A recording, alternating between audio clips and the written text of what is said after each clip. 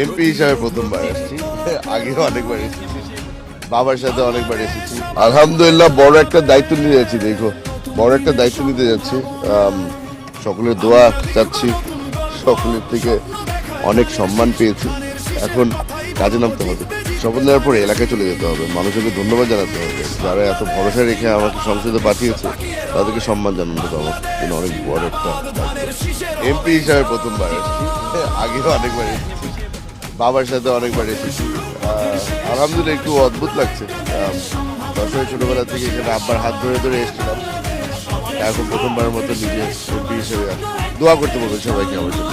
বড় দুটো সমস্যা যেটা আমরা বর্তমানে দেখতে পাচ্ছি, একটা হচ্ছে গিয়ে আইন শৃঙ্খলা, দ্বিতীয় হচ্ছে গিয়ে দ্রব্যমূল্য। সামনে রমজান চলে আসছে, পরশুদিন থেকে রমজান শুরু হয়ে যাচ্ছে।